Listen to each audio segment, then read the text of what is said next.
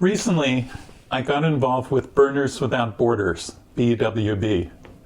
Meeting these burners is meeting heroes. I mean, they are heroes. I'm a Silicon Valley technology guy, and they asked for my help understanding how Meshtastic messaging could help them.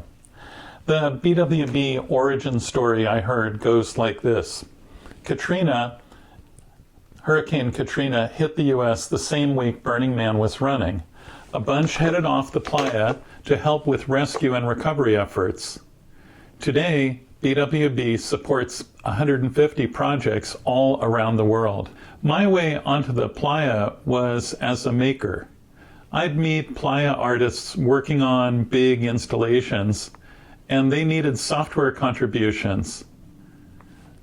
I said, count me in immediately when BWB asked if Meshtastic was right for them. Meshtastic is an open source project that uses government-sanctioned radio frequencies to send and receive short text messages. It's kind of like SMS messages on your phone, just text only. There's no pictures or video. It sets up a mesh of radio transmitters commonly called nodes. A message is addressed to an individual node or a group chat channel. If the destination address is further than the node reaches, the node forwards the message through the other nearby nodes, and the mesh tries its best to get the message through. The mesh doesn't need the internet, Wi-Fi, or even power to do its thing. Solar nodes just keep going. A typical node cost is $30 to $100 US. You use your phone or laptop to connect to your node. Nodes work for up to 1 to 4 miles of each other. BWB is interested because the mesh could be easily deployed and used for messaging when there's no power, no internet, no Wi-Fi. It's easy to deploy the mesh. Just start up a node and configure it to use the public and direct channels. I put together 4 nodes and brought them to the Burning Man playa in August of 2025. The experience showed me important uses of the mesh, and it showed me that Meshtastic is not yet ready for BWB use. First, here's what worked well. Number 1, a quick look at the tracking data shows me about 1,600 nodes on the playa. The Tuesday of Burning Man got a high of 28,000 packets, or 1,100 messages. And my 4 nodes used 3.6% channel utilization overall. Impressive numbers. Number 2, connecting with the gate and the people stuck in their cars in line for the gate was good, especially during and after the storms. I had immediate reason to show my empathy and could communicate with all of them.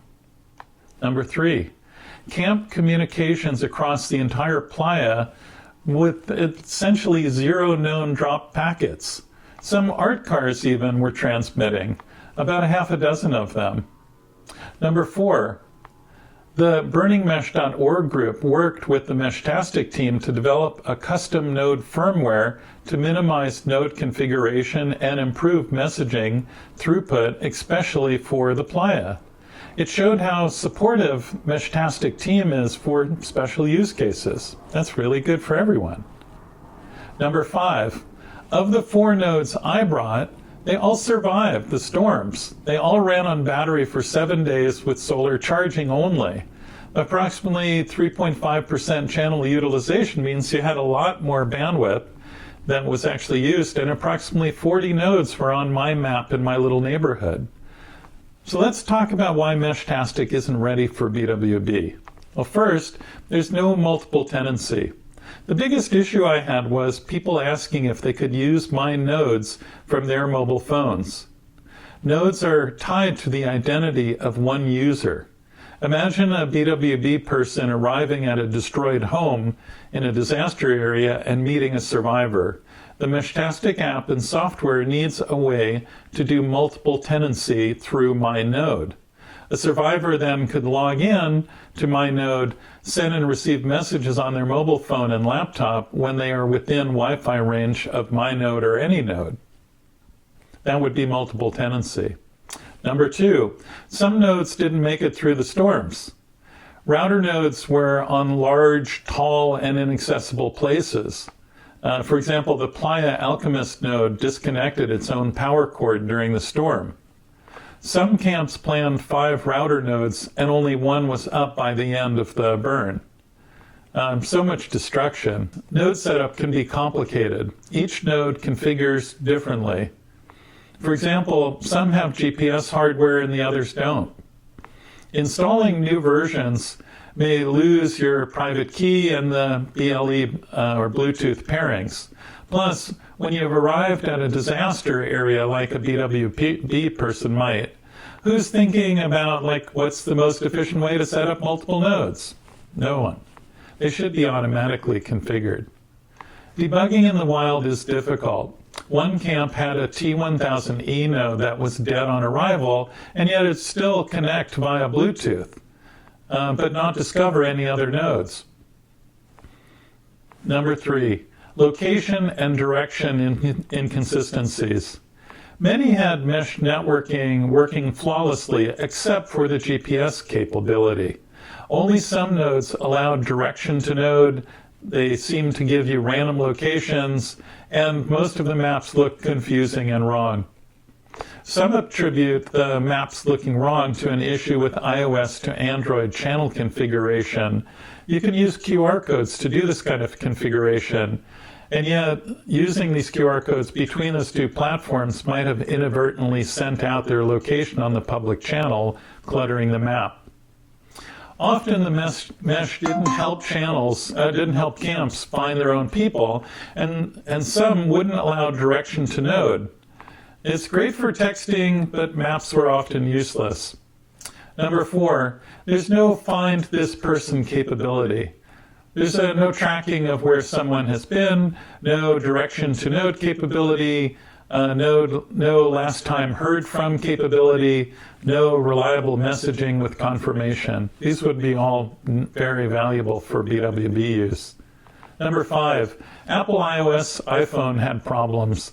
On iOS, the messaging backlog scroll got longer and the app would tend to hang, sometimes for minutes, sometimes becoming unusable. Long press on the channel name did not work. Though camp channel and direct messages work great, camp channel location tracking basically didn't work. You'd get maybe 1 update per day. From the Playa experience, I'm now planning to do the following. First, I want to do a scalability and performance test of my 4 nodes. To answer the basic sizing question, how many messages can a mesh handle and at what speed? So number 2, the multiple tenancy feature seems like a good use of my time and effort. That would allow multiple tenancy where multiple people could use a single node. I say free the nodes. So that's been my report from Burning Man 2025. Thanks for watching. Please like and subscribe and contact me for help with your projects. Thank you.